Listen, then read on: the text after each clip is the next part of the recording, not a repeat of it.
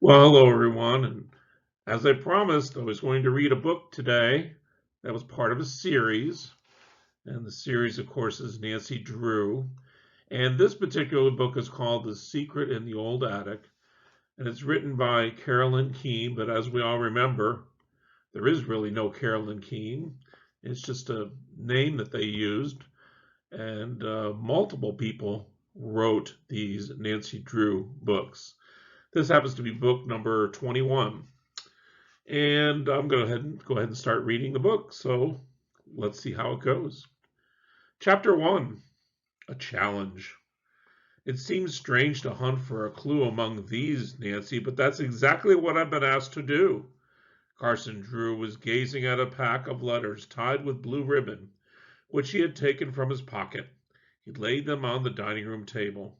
He was the outstanding attorney of River Heights and had won many difficult cases by his brilliant, clear thinking. "What's the clue about?" Nancy asked. "Some lost music." "Music? What kind?" "Popular songs, I believe, which haven't been published yet," Mr. Drew replied. "This task isn't exactly to my liking. I understand these are love letters and—" Nancy smiled as he rather clumsily tried to loosen the knot in the ribbon that bound the letters. She offered to do it for him, and he looked relieved. "Please tell me more about the case," she begged. "Maybe I can help you with it." "I believe you can," her father replied, his eyes twinkling. "I'd say this is more your kind of mystery than mine, Nancy." He looked affectionately at the slim, blue-eyed girl. Mr. Drew was proud of his 18-year-old daughter, who had gained a reputation of her own by solving many mysteries.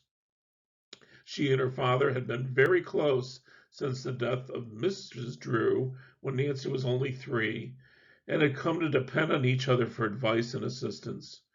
"What are you supposed to look for in these letters?" Nancy asked. "I don't know," her father replied. "The instructions were vague. This afternoon, while I was away from my office, an elderly man named Philip March left the letters with my secretary.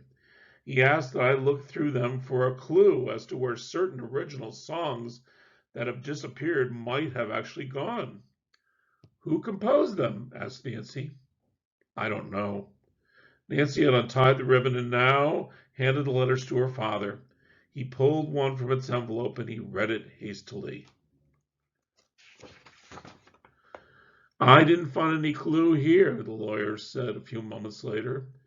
"Read this, Nancy, and see what you make of it."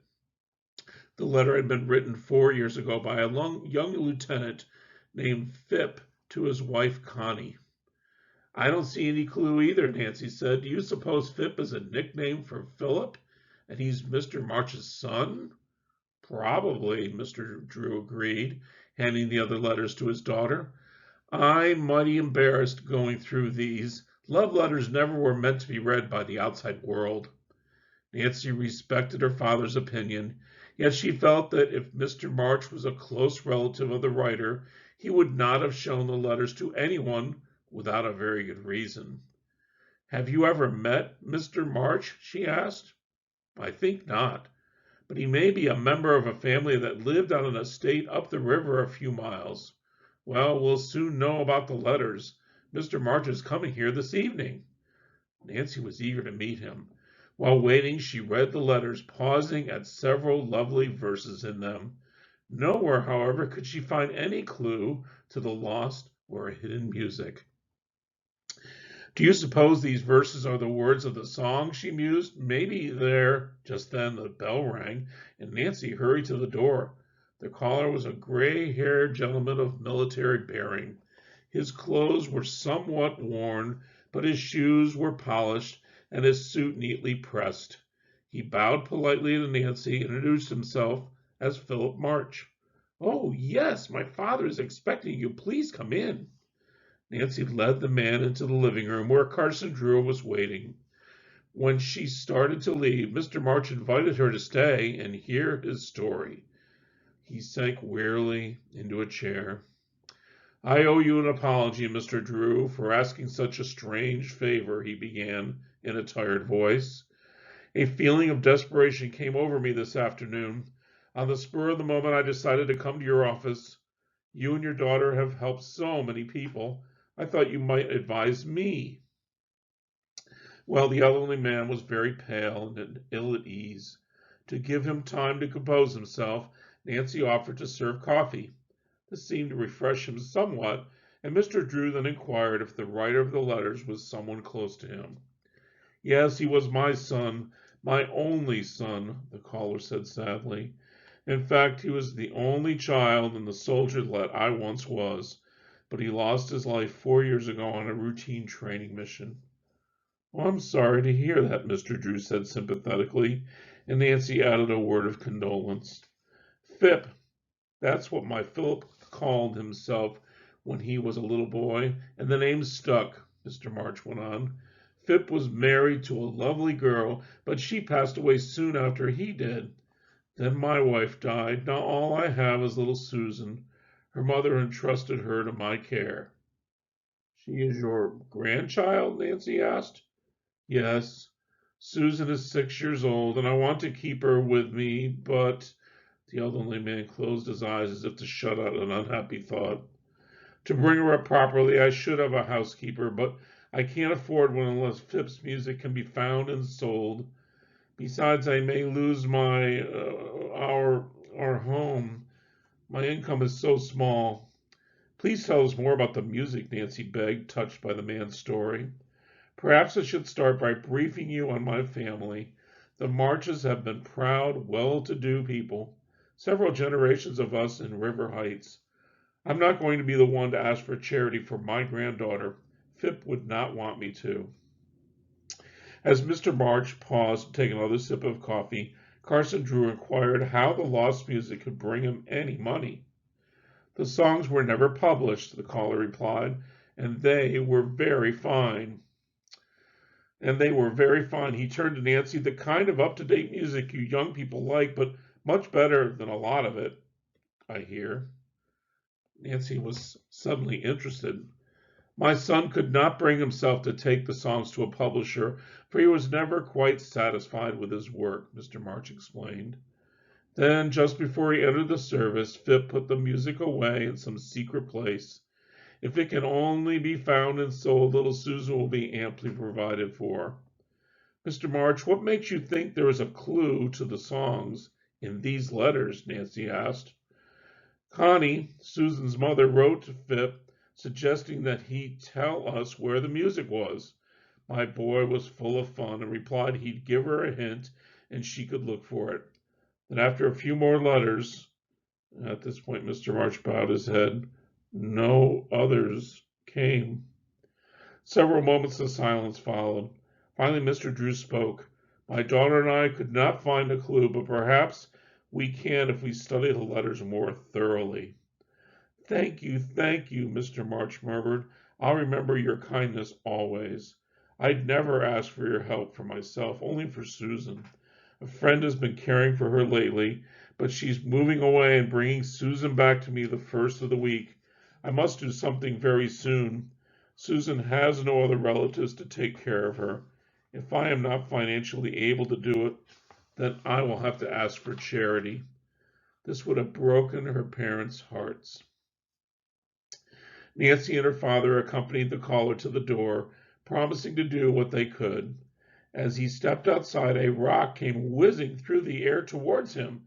It struck Mr. March on the head, and he slumped to the flagstone walk. "Oh!" Nancy cried. She rushed outside and bent over the inert form. Mr. Drew glanced in the direction from which the missile had been hurled. He spotted a man darting from a cluster of bushes that lined one side of the driveway. At this distance, the lawyer knew he could not overtake the fugitive. Together, Nancy and her father carried the stricken figure inside and laid him on the living room couch. By this time, Hannah Gruen, the Drews' motherly housekeeper, who had helped rear Nancy, hurried in. "I think," she said worriedly, "that we should call Dr. Ivers." The others agreed, and she went to the phone and called him, and also the police, to give a full report. By the time the physician arrived, Mr. March had regained consciousness. After an examination, he said the man need not go to the hospital. However, he should not try to travel alone or drive a car, Dr. Ivers turned to the others. Mr. March is suffering more from malnutrition than from the lump on his head. What he needs is rest and some good food for a few days. I have no car, the visitor said. I can't afford it. And once Nancy whispered to her father, why don't we just keep him here? The lawyer nodded and conveyed the invitation to Mr. March. At first he hesitated, then accepted weakly. Mr. Drew and the doctor carried him upstairs to the guest room. I'll fix a bowl of broth, said Mrs. Gruen, heading for the kitchen.